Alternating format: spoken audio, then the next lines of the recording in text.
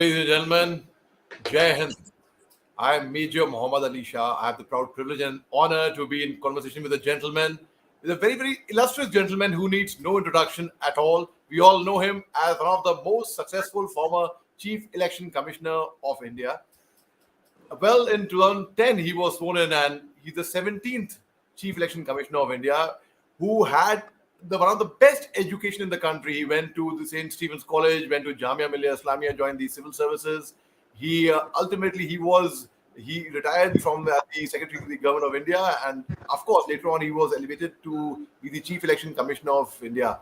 He has authored several books like An Undocumented Wonder, The Making of the Great Indian Election, the book that describes the enormity and complexity of the Indian election, and a book titled Old Delhi Living Tradition, a coffee table book on the heritage city and its social and cultural life. His latest book, in fact, it's been a while now, I would say, The Population Myth, which reveals how the right wing spins to population data has given rise to myths about the Muslim rate of growth, often used to stoke majoritarian fears of a democratic trio. But that's a different thing altogether. We'll come to that, but we will come to the life of the legend himself. Sir, Jai Hind, and thank you very much for taking our time, sir. Thank you. Thank you very much, Major. Sir, let's start from the very beginning. आपने की जो तालीम आपने हासिल करी, you went to one of the best colleges of the country, St. Stephen's College, and let's start your journey from there. Did you always aspire to be a civil servant, or कैसा था sir आपका upbringing in the formative years, sir? कौन सी language में आप बात करना चाह रहे हैं? अंग्रेजी में और हिंदी में, दोनों में, जहाँ पे हर कोई हमें समझ पाए सर. मिला जुला. ओके. जी सर. मुझे IAS वगैरह के बारे में पहले तो मालूम नहीं थे, क्योंकि अपनी फैमिली में मैं पहला सिविल सर्वेंट हूँ. मेरी फैमिली में एजुकेशन का माहौल था. हर शख्स प्रोफेसर थे, टीचर थे, वगैरह वगैरह. तो when I did well in school, तो पहली बार मैंने अपने बड़े भाई से अपने वालिद को कहते सुना कि ये तो लड़का ब्राइट है, इसको तो IFS में जाना चाहिए. अब IFS क्या भला है, मुझे वो भी नहीं मालूम था. बहरहाल, लेकिन मेरे लिए गोल सेटिंग फैमिली ने करनी शुरू की. तो finally when I passed out of, बेटा मेरी लेटेस्ट किताब लेके आओ. ये जो गोल सेटिंग जब होनी शुरू हुई, उसके मुताबिक मैंने सेंट स्टीफन कॉलेज में हिस्ट्री ऑनर्स में एडमिशन लिया. जबकि स्कूल में मेरे कॉमर्स इकोनॉमिक्स में आई डिड एक्सेलेंट वर्क, उसमें मुझे डिस्टिंक्शन भी मिली. तो बहुत से लोग कहने लगे कि यार तुम्हें तो CA में जाना चाहिए, chartered accountancy. So which means I should have gone to BCom, which means some other college. But since already the goal was civil services, St. Stephen's College History Honours class was considered the nursery of the IAS, because history gave us 2 additional papers. So which is why every aspirant for the IAS used to go there. And in fact, 80-90% of our classmates did make it to the civil services.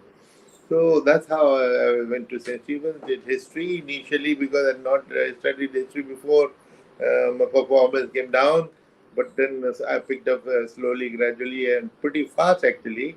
And by the time I did my MA 5 years later, I got almost first division, 1% short, which was enough to get me a job of a lecturer in history in a college in Delhi College then, and now it is called Zakir Hussain Delhi College, in the evening classes. So, in fact, interestingly, I was only 22 when I did my MA, and the average age of a student there, because it was an evening college, they were all working, average age was 35, and I was a kid teaching them. So I started wearing dummy glasses, so to look a little older. So these are genuine glasses, by the way.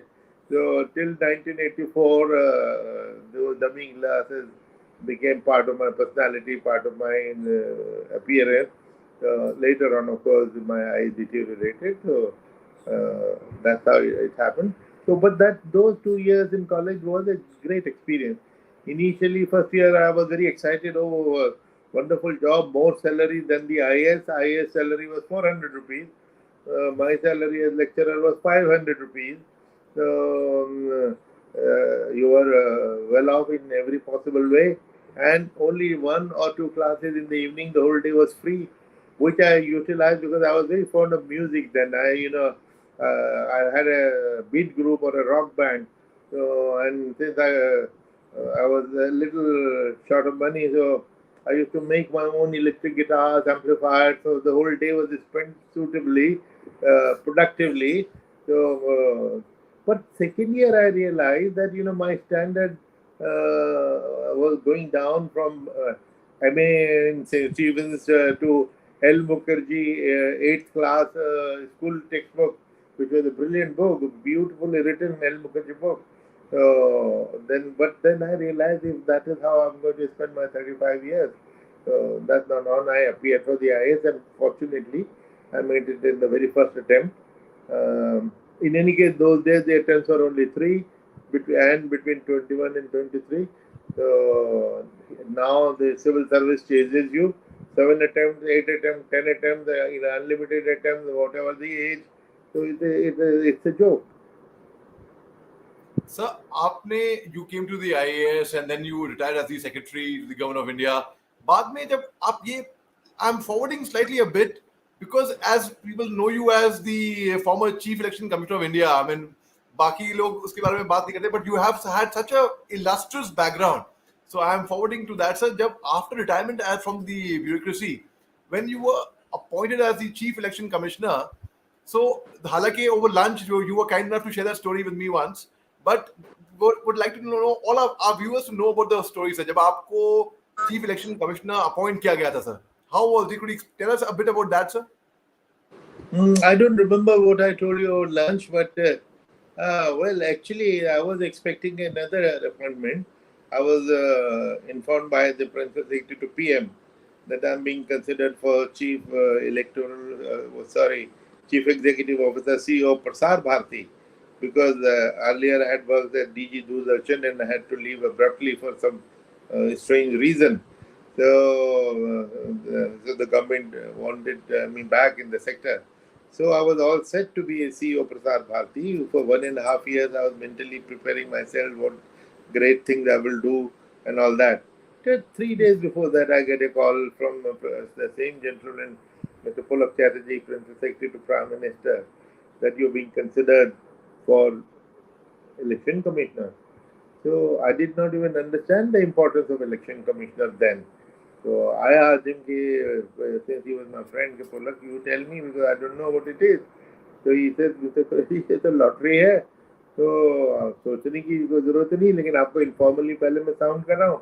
Once you say yes, then within 15 minutes I'll come back to you officially after informing the Prime Minister. So then 15 minutes, I said, if you think so, then of course it is yes for me. Of course, he said it's a condition that you'll have to resign from the IAS. So I said, no problem. I had 1 more year of service left.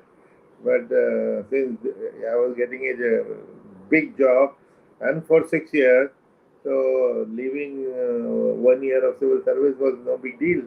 So I said yes, and then within 15 minutes he called me, officially conveying it to me, and that is it. So you ensured very fair and square elections without any partiality, any just the way what I expected from you and the way.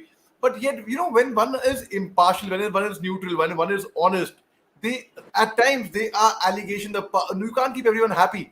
So ऐसा कुछ हुआ sir कि somebody was not content by the way you would you were discharging your duties because you discharge your duties in a very very righteous, very very honest, correct way, sir.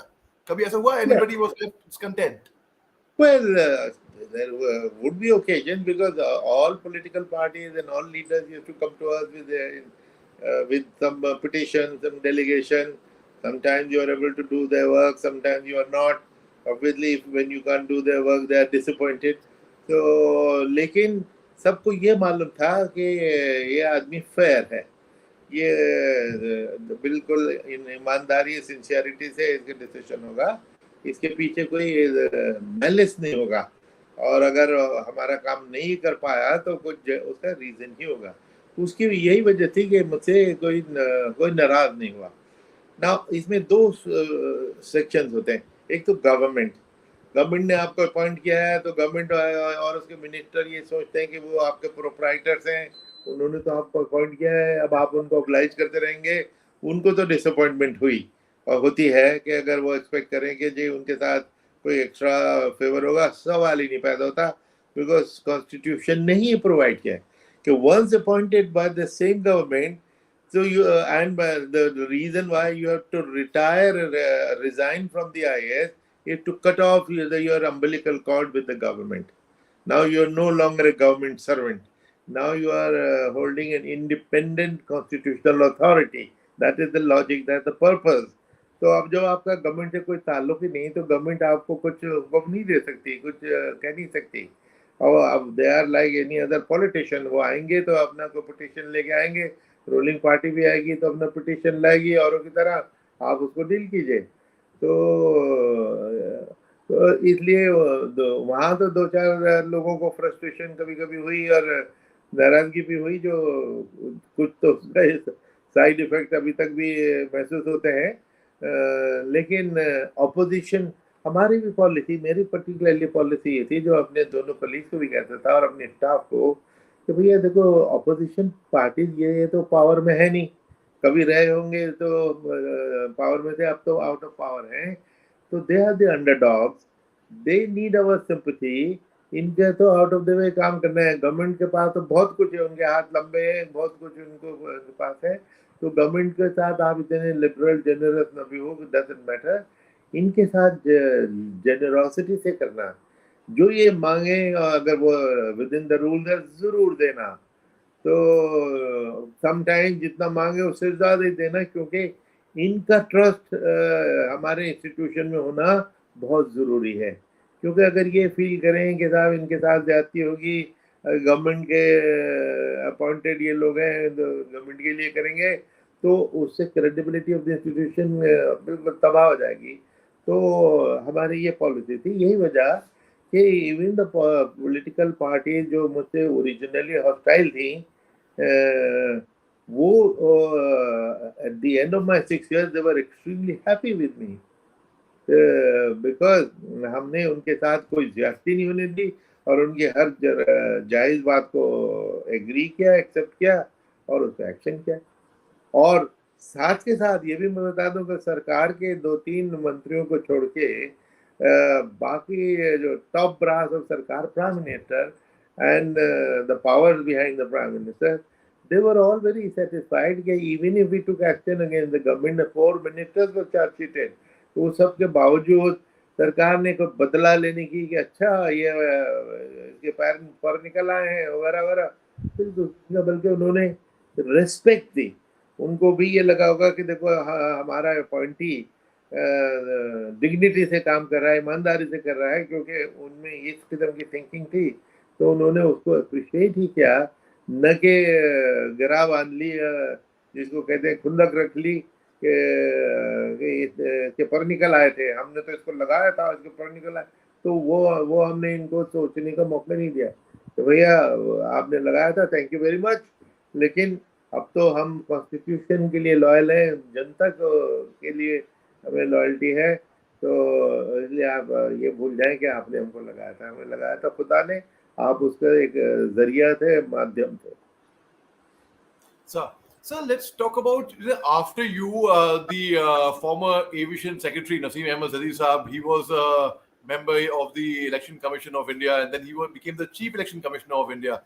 And so, how much advantage do you think a person who has been as a member of the Election Commission becomes now the chief? How much advantage? It could have been anyone for that matter.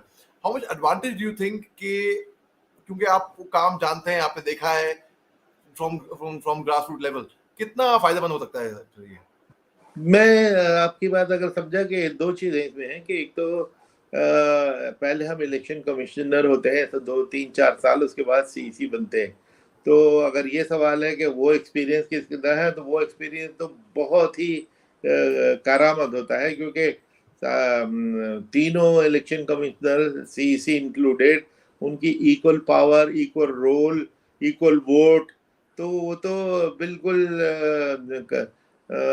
शाना बशाना काम करते ही हैं, तो वहीं सीखते हैं। 4 साल जो हमने सीखा, उसके बाद जिस दिन आप सीईसी बने, आपको एक दिन की प्रोबेशन नहीं चाहिए कुछ। There is nothing new to learn, you already learn your robes, you already learn the management of election and the art and craft of managing such a big exercise. तो एक तो वो तजर्बे का तो कोई सब्स्टिट्यूट ही नहीं, वो तो उसी जॉब का ऑन द जॉब ही आपका एक्सपीरियंस है। सीईसी और बाकी तो तीनों में कोई फर्क नहीं है, सिवाय इसके कि CEC being the senior most is the head of the office and is the face of the commission, लेकिन काम तीनों का बराबर का एक है। दूसरी चीज जो आपने शायद मतलब था या नहीं भी था, तो मैं उसको टर्न दे देता हूँ कि जो सिविल सर्वेंट को लगाया जाता है पिछले 70 साल से, ये सरकार की शुरू से बड़ी समझदारी है। इसलिए नहीं कि मैं सिविल सर्वेंट था, इसलिए कि मैंने पहले दिन से इलेक्शन हमने करा है, जिंदगी भर इलेक्शन करा है। कई कंट्रीज में जजेस होते हैं, अरे जजेस अपना कानून को जानते होंगे, लेकिन इलेक्शन तो एडमिनिस्ट्रेटिव एक्सरसाइज है। 95% इज एन एडमिनिस्ट्रेटिव एक्सरसाइज, और हर चीज का एक्सपीरियंस होता है। आप कानून के बल पे मैनेजमेंट थोड़ी कर सकते हैं, मैनेजमेंट तो एडमिनिस्ट्रेशन के लिए तो उसके एक्सपीरियंस। अब मैं रेयर आईएएस ऑफिसर जो एक प्रिजाइडिंग ऑफिसर था ऑफ ए सिंगल बूथ, मैं अंडर ट्रेनिंग था करनाल में। मेरे डीसी ने उधर इलेक्शन आया 1972 में, बाकी हमारे 3 और बैचमेट थे, वो तो सुपरवाइजर लगे जगह जगह। तो और हमको एक बूथ का स्कूल मास्टर की तरह प्रिजाइडिंग ऑफिसर लगा दिया, तो हमें बड़ा बुरा लगा, तो बड़ी तकलीफ हुई। तो लेकिन और फिर लोगों ने भी जरा डरा डरो दिया कि साहब ये तो बड़ी जिम्मेदारी का अब होता है। वो पिछले साल एक प्रिजाइडिंग ऑफिसर अपनी स्टैम्प भूल के आ गया था, जब सामान वापस देने वो आया तो उसके बैग में स्टैम्प मिसिंग थी, तो 12 किलोमीटर वो दौड़ के गया था डर के मारे, और वो स्टैम्प ढूंढ के लाया था, वरना सस्पेंड हो जाता। तो इस किस्म के रीएश्योरिंग वर्ड्स के साथ हमने प्रिजाइडिंग ऑफिसर का काम किया। लेकिन चलिए वो अच्छा हो गया, लेकिन एक ऐसा तजर्बा हो गया, मैंने मेरे डीसी ने मेरा फेस रीड किया कि ये सल्व कर रहा है, तो उन्होंने कहा कि बेटा बड़ा अफसर तो तूने हमेशा रहना है, जिंदगी भर तूने बड़ा अफसर के लिए तो अपॉइंट ही हुआ है आईएएस में, लेकिन हाथ से काम करने का मौका ये इसी ट्रेनिंग के दौरान ही है, ये तो इसको इस्तेमाल कर। तो यही तो उनकी दूरंदेशी। फिर 36 साल बाद जब मैं इलेक्शन कमिश्नर अपॉइंट हुआ, मिस्टर एचवी गोस्वामी उनका नाम था, तो मुझे उनकी याद हमेशा रहती थी। तो मैंने उनको ढूंढा, निकाला कि वो किधर हैं। वो रिटायर हो गए, इत्तेफाक से दिल्ली में ही रहते थे, डिफेंस कॉलोनी में, इनका इंतकाल हो गया। तो सर मैंने उनको फ़ोन किया, मैंने कहा कि सर मैं आपका शुक्रिया करने के लिए, क्या आपने मुझको एक ऐसी जॉब दी जो उस वक्त मुझे बुरी लगी, लेकिन आपकी दूरंदेशी, क्या आपने मुझे एक ऐसा एक्सपीरियंस दिया है जो किसी और को नहीं है, इलेक्शन कमीशन में किसी कमिश्नर के पास नहीं है। चलिए वो तो मेरा पर्सनल एक्सपीरियंस हो गया, लेकिन बाकी सारे इलेक्शन कमिश्नर रिटर्निंग अफसर रहे हैं, कई कई बार रहे हैं, विधानसभा के रिटर्निंग ऑफिसर, लोकसभा के रिटर्निंग ऑफिसर, बार बार रहे, ऑब्जर्वर रहे हैं कई स्टेट्स में, मैं भी रहा हूँ, वो भी रहे हैं। तो चूंकि जिंदगी भर हमने इलेक्शन किए हैं, तो इलेक्शन हमारे लिए कोई मिस्ट्री नहीं होता, उसका एक्सपीरियंस का हम फायदा उठाते हैं। इसलिए ये बहुत समझदारी कही है सरकार ने कि ये सिविल सर्विस से ही ये बनाया, वरना किसी बाहर से किसी को ले आते तो किसी को भी ला सकते थे, क्योंकि एक फ्लॉ था एक्ट में, अभी तक भी है, कि qualifications are not laid down. क्या कि इलेक्शन कमीशन की कमिश्नर की क्या क्वालिफिकेशन है, यानी सरकार जिसको चाहे लगा दे। तो लेकिन 70 साल के एक्सपीरियंस ने दिखाया कि वो विजडम उनका ठीक था।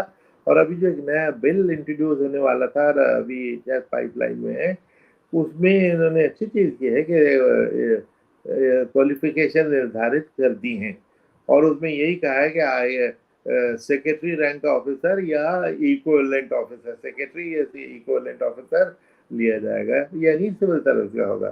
सिविल फिर कुछ like does it mean only IAS?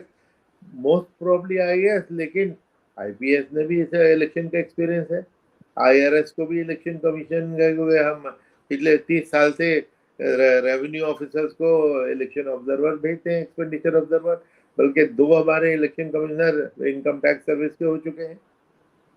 तो इसलिए ये that is about experience you ask me. So you featured in the Indian Express list of 100 most powerful Indians in 2011 and again in 2012. In fact, it's a very, very hot appointment that you were holding, and you were getting set for an appointment elsewhere. But how did it feel from there when you were appointed as the Chief Election Commissioner? Ke bhai, it was a big responsibility, and it is something which is which would require you to be in more limelight. In fact. नहीं, ये जो आपने बताया कि Indian Express की list of most powerful Indians, 100 most powerful Indians, of course it's a matter of pride. 140 crore Hindustani में 100 most powerful में गिना जाना बड़ी इज्जत की बात है। मैं I am very proud and thankful to God. लेकिन ये तो इलेक्शन कमीशन की वजह से ही हुआ था। 2011 में मैं सीईसी था, 2012 में मैं सीईसी था। तो सीईसी की पावर इसमें रिफ्लेक्ट होती है, मेरी इंडिविजुअल तो की तो कोई वैल्यू नहीं, एन ऑर्डिनरी सिविल सर्वेंट। तो वो दैट ओनली इंडिकेट कि इलेक्शन कमीशन की कितनी पावर और कितनी रिस्पेक्ट भी है, क्रेडिबिलिटी। पावरफुल इंडियन अगर इलेक्शन कमिश्नर न्यूट्रलिटी खो बैठे हैं तो और इज्जत खो बैठे हैं तो उनकी वो जो मॉरल अथॉरिटी है वो पावर भी कम हो जाती है। तो इसलिए इंडियन एक्सप्रेस था, इंडिया टुडे की भी एक इसी तरह की हाई एंड माइटी लिस्टिंग होती है, 100 मोर उसमें फिगर करना। इट वाज ओनली रिफ्लेक्टिव कि कितने पावरफुल इंस्टीट्यूशन है ये जिसको ये हेड कर रहा है। So in 2016, you were awarded the honorary fellowship of the National Indian Students Union (UK). It was in the month of May, if I remember correctly. And of course, earlier the first recipients were Shabana Azmi and Javed Akhtar. Could you tell us a bit about this honorary fellowship, sir? जी, ये London में एक सनम अरोड़ा एक है madam, उन्होंने ये बनाया था। ये है national students union of India and UK और समथिंग लाइक दैट। तो स्टूडेंट वेलफेयर की एक्टिविटीज ये करती हैं जो करंट स्टूडेंट एंड एलुमनाई है। तो उन्होंने मुझको ऑनरेरी फेलोशिप ऑफर की आफ्टर शबाना एंड जावेद को 1 साल पहले दी थी, तो मैंने खुशी एक्सेप्ट की। उसके बाद से भी मैं उनसे बड़ा एसोसिएटेड रहा कि जब भी मैं जाता हूँ लंदन, वो कोई ना कोई इवेंट मेरा ऑर्गेनाइज करती हैं, कोई लेक्चर ऑर्गेनाइज करती हैं, कुछ ना कुछ करती हैं।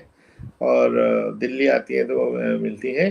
वो बहुत स्टूडेंट वेलफेयर के लिए बहुत ही अच्छा वो काम कर रही हैं सनम अरोड़ा, जिनको मैं बहुत अप्रिशिएट करता हूँ और शुक्रगुजार हूँ कि उन्होंने मुझे एक नई एक्टिविटी में शरीक बनाया।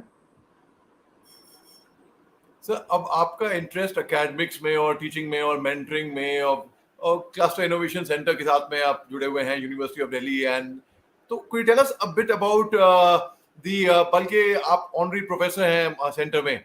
Could you tell us a bit about your contribution towards the academics? And it is immense. I would like to people know, but I would like to know our small limited view of viewers also to know that, sir. You know, somehow in my Wikipedia or in my introduction, this is mentioned that I'm honorary professor in a Cluster Innovation Center of Delhi University. So, but it's a mistake. I was there only for 1 year. Just after my retirement for 1 year in 2013, and I was not an honorary professor or a visiting professor. I was a full-time paid professor. Okay, sir. But that was only for 1 year. I don't know why it continues, and I technically half literate, so I've not corrected it. Somebody has to correct it. So, but I'm associated with academics regularly. So just a minute, I'll just interrupt you slightly, sir. If any of us who are listening to us who are Wikipedia savvy, please go ahead and make that amendment as to what Dr. Quraishi has just said. Sir, please, sir, go ahead, sir. Yes. In fact, if they replace it, they just delete. You can say that I was a lecturer at Cluster Innovation Center for 1 year. That is correct. But I have been chancellor of a university in Gurgaon, a private university called IILM University, which I have been for the last 4 or 5 years, ever since this was instituted. Before that, I was director of IILM, which was a management school in Delhi, in Lodi Road, and in Gurgaon and Greater Noida. So that academic association continues for the last 6 or 7 years. So that is something which needs to be updated and should be brought on record. So, so you're also a member of the International Elections Advisory Council. Could you throw some light on that, sir? And what does the International Elections Advisory Council do and their responsibilities, sir? Yeah, actually, I was on the board of International IDEA. IDEA stands for International Institute of Democracy and Electoral Assistance. This is based in Stockholm, Sweden, and it is a mini UN. It is an inter-country organization, and 32 countries are members. Originally, there were 12 countries, and India was one of the founding members. Now there are 32, 33 countries. I was elected by the organization on the board, on the advisory board. There are two things. There are two boards. One is an advisory board which decides all the policy. The other is a kind of a regulatory and administrative thing which has only the ambassadors of the member countries. So they look after the administration and who should be appointed Secretary General and others. And so I was appointed through a small election within the organization as on the board of International Idea, advisory board of International Idea for 3 years. But there is one term of 3 years. So, and there used to be two terms allowed. So some people left after one term, some continued for two terms. But the Secretary General at that time, Mr. Yves Leterme, he was the former Prime Minister of Belgium.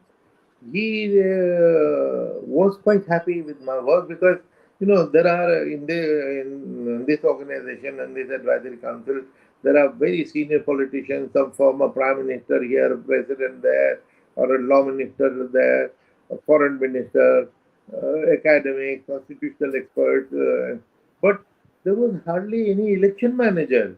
And the institute's name itself include electoral democracy and electoral assistance.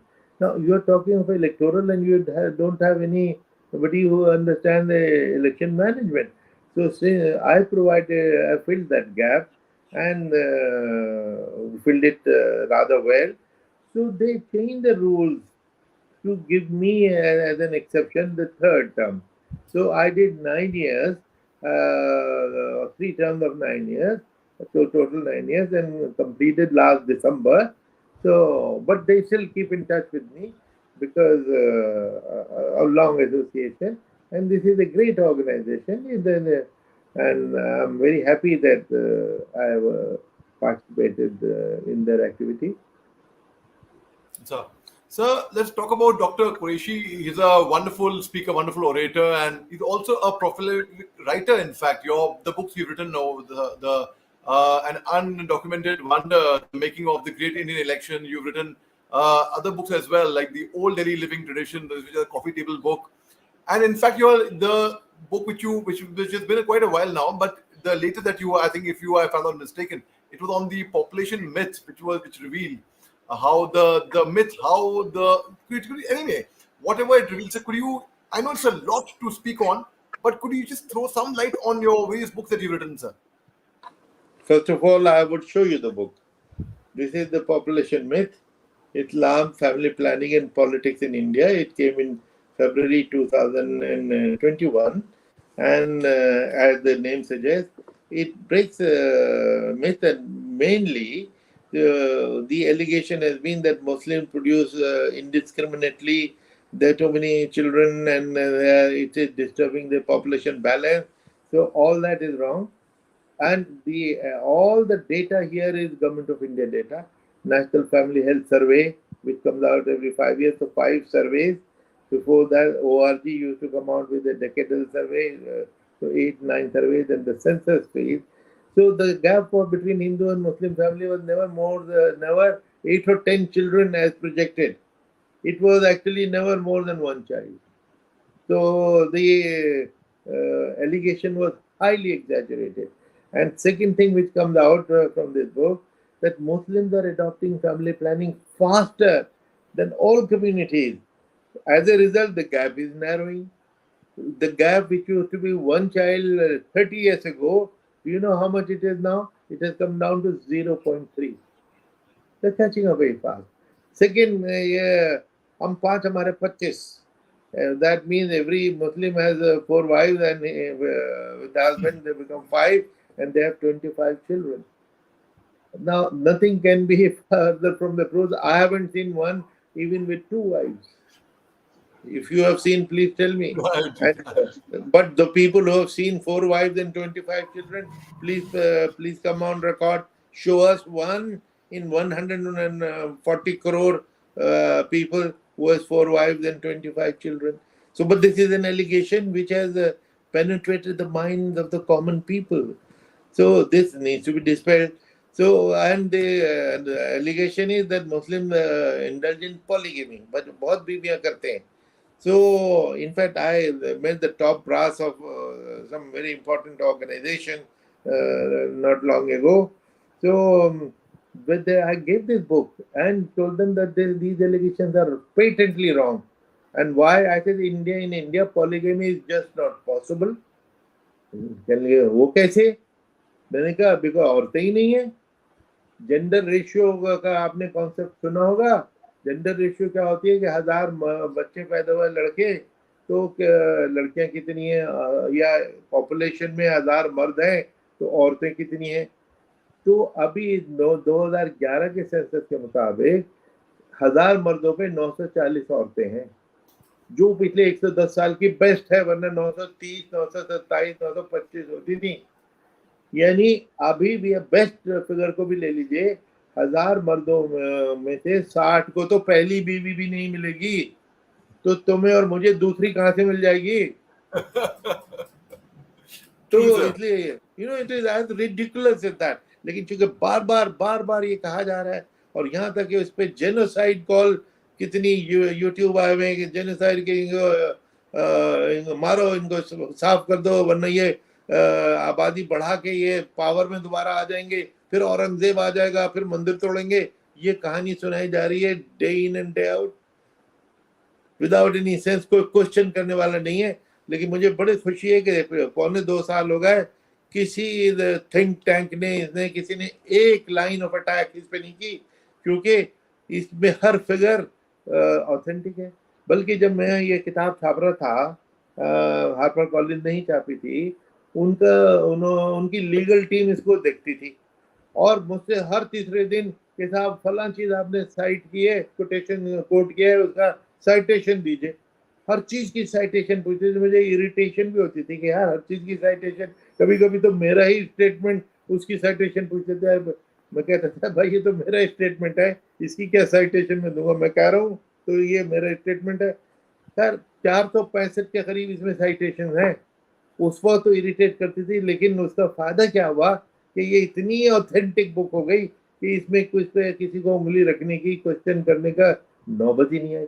और finally मैं इसमें बताना चाहूंगा कि मैंने इस किताब में उस वक्त के दिल्ली यूनिवर्सिटी के वाइस चांसलर होते थे प्रोफेसर दिनेश सिंह, बड़े अच्छे मैथमेटिशियन है. मैंने प्रोफेसर दिनेश सिंह को अपनी सारा डेटा भेजा. मैंने कहा दिनेश भाई जरा ये देखो 70 साल का डेटा कि ये कहा जाता है कि मुसलमान मेजॉरिटी में आ जाएंगे, ये बताओ कितने दिन में मेजॉरिटी में आ जाएंगे, ताकि मैं भी पार्टी तैयार करूं अपने घर में मेजॉरिटी में आने की. तो उन्होंने सारा उसके ऊपर बाल्टी फेंक दी. कहने लगे कि भाईजान भूल जाओ, 1000 साल तक भी सवाल ही नहीं पैदा होता, कभी भी हो ही नहीं सकता. और उन्होंने जो ग्राफ बनाए हैं, अगर आप इसको देखेंगे, मुस्लिम का ग्राफ अगर यूं चल रहा है तो हिंदू की पॉपुलेशन का ग्राफ यूं चल रहा है.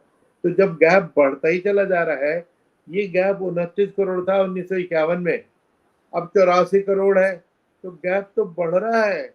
तो मुस्लिम ओवरटेक कहाँ से कर रहे हैं. तो ऐसे झूठ की भी एक लिमिट होती है.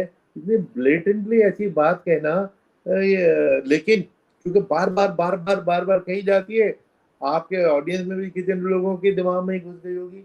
लेकिन मुझे खुशी है ये बताते हुए कि अगर आप अमेजन पे इस किताब को देखें, उनमें कुछ 200 के करीब उस पर कमेंट्स आए हुए हैं। 3 कमेंट हॉस्टाइल जो पहले दिन आई थी, मुसलमान नाम देके कुरैशी, जो 7वीं सदी का, ये वो 2-4 गालियां जो हर किस्म ये ट्रोल करते हैं, स्टूपिड। 197 लोगों ने इसकी तारीफ की और सारे हिंदू हैं। और उनकी स्पिरिट क्या है कि साहब आपके डेटा ने तो हमारा पर्सपेक्टिव ही चेंज कर दिया। Which shows which prove my other point, जो मैं बार बार कहता हूँ कि देखिए, India is a secular country because Hindus are secular. Hindus ही नहीं तो सेक्युलरिज्म अडॉप्ट किया था। जब 1947 में पार्टीशन हुआ रिलीजन के नाम पे, इस्लामिक रिपब्लिक ऑफ पाकिस्तान बना, तो हिंदू रिपब्लिक ऑफ इंडिया तो बन सकता था, कोई nobody would have batted an eyelid. लेकिन कॉन्स्टिट्यूएंट असेंबली, जिसमें 94% हिंदू थे, उन्होंने, और हाई कास्ट हिंदू मोस्टली, उन्होंने यूनानिमसली सेक्युलर बनना चुना, हिंदुओं ने चुना। तो इंडिया का सेक्युलरिज्म जो है वो तो हिंदू की, जैसे भी को उनकी नेचर ही सेक्युलर है।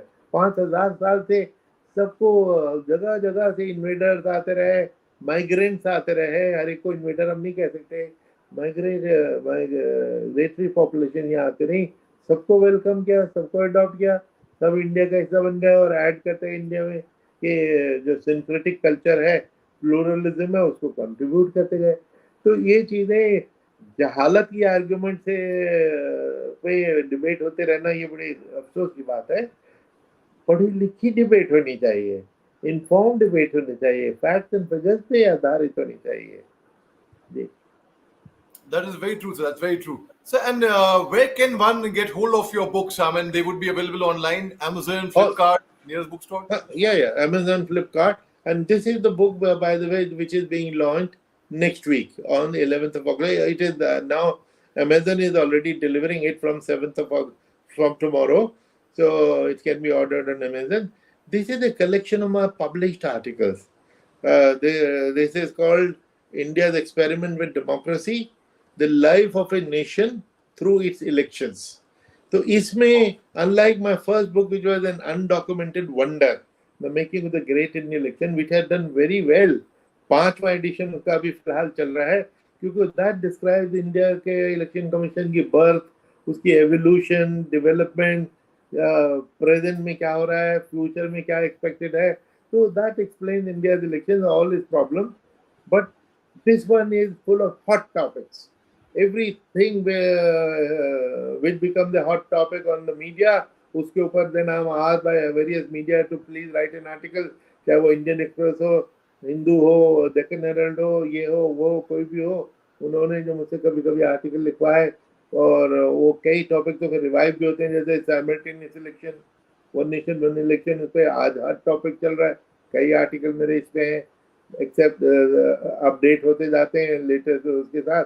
तो ये मुझे लगता है कि ये बड़ी इम्पोर्टेंट रेफरेंस बुक बनेगी, एक तो मीडिया के लिए, कि मीडिया वालों के पास ये तो हॉट टॉपिक्स हैं, कल का हॉट टॉपिक आज का दोबारा हॉट टॉपिक बन जाता है। तो इसमें सारे हमने लीगल पोजीशन क्या थी, रिप्रेजेंटेशन ऑफ पीपल एक्ट क्या कहता है, कॉन्स्टिट्यूशन क्या कहता है, वो सारा होमवर्क करके चूंकि मैं लिखता था। बल्कि मुझे बड़ी खुशी है कि इसके 1-2 आर्टिकल्स में तो मुझे एक दफ़ा इलेक्ट्रल बॉन्ड्स पे मैंने आर्टिकल लिखा है इंडियन एक्सप्रेस में। So I got a letter from Mr. Fali Nariman, the top constitutional expert of the country, on superlative. Quraishi, I've never seen such a beautiful article. Wonderful. And I'm explaining law, and I'm not a lawyer. He is the lawyer. A lawyer, the top lawyer, appreciating my legal understanding and the solution. कहने लगे इतना अच्छा article मैंने देखा नहीं। उन्होंने letter to the editor भी लिखा, एडिटर ने उसको छापा, और उल्टा गंगा होती है, normally we write letters to the editor, editor wrote a letter to me कि साहब हम बड़े खुशी है कि हमको नारीमन साहब ने ये चिट्ठी लिखी है तुम्हारे बारे में, तो अच्छा लगा। एक और बार गई इसी तरह आर्टिकल का, another S article from Qureshi.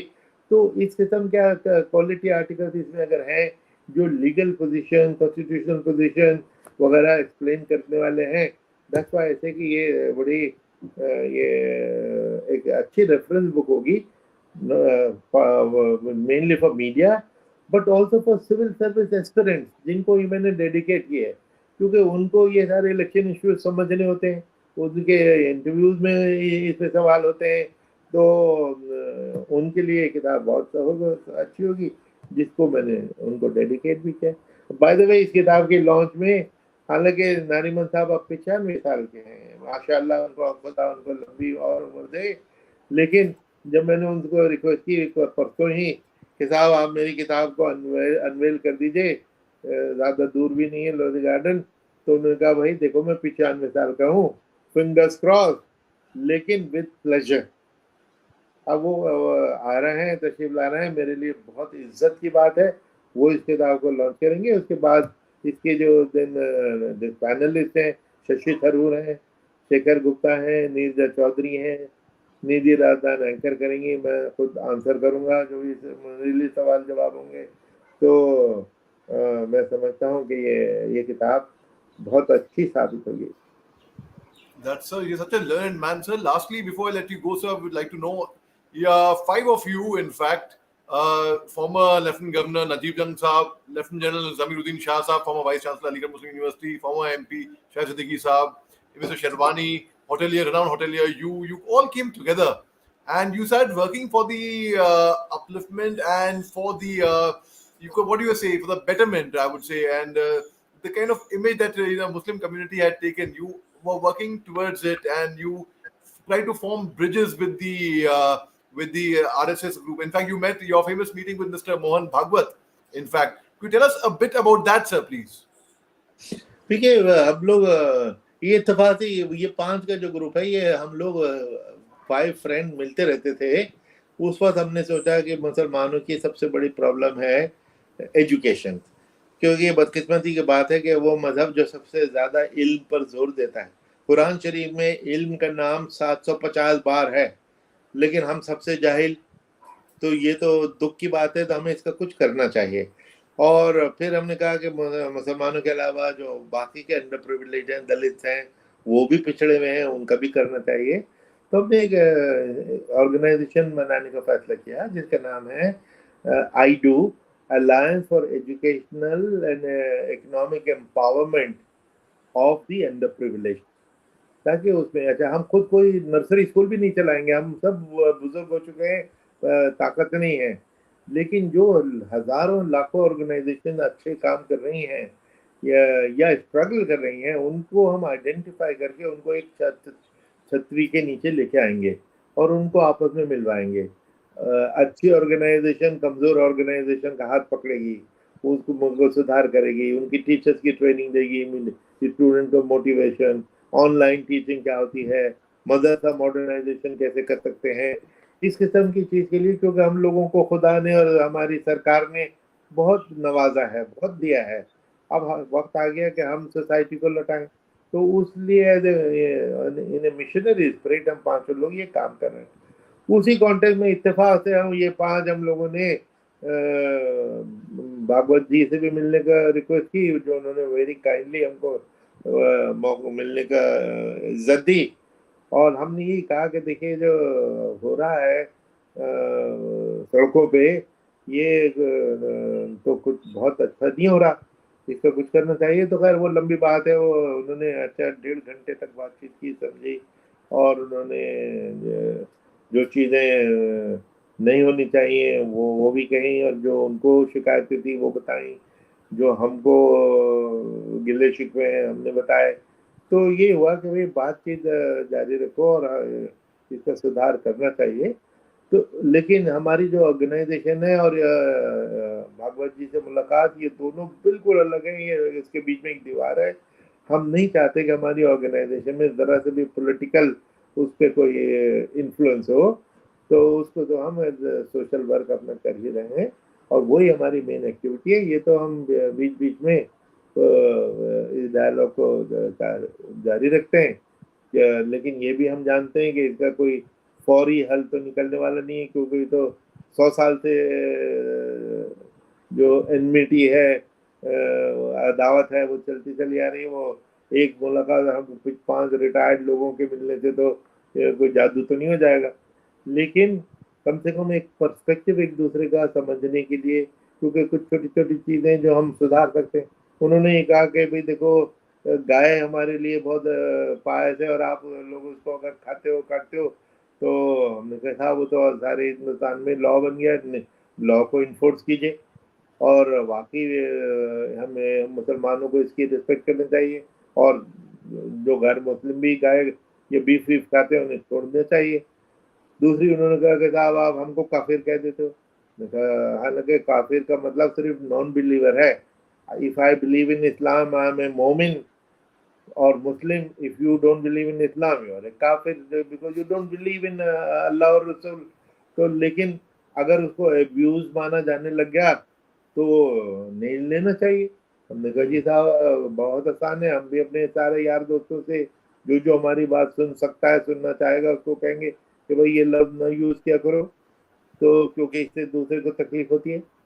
हमने भी अपनी बात कही कि साहब आप हमको भी at the drop of a head Pakistani बता देते हो, जिहादी बता देते हो।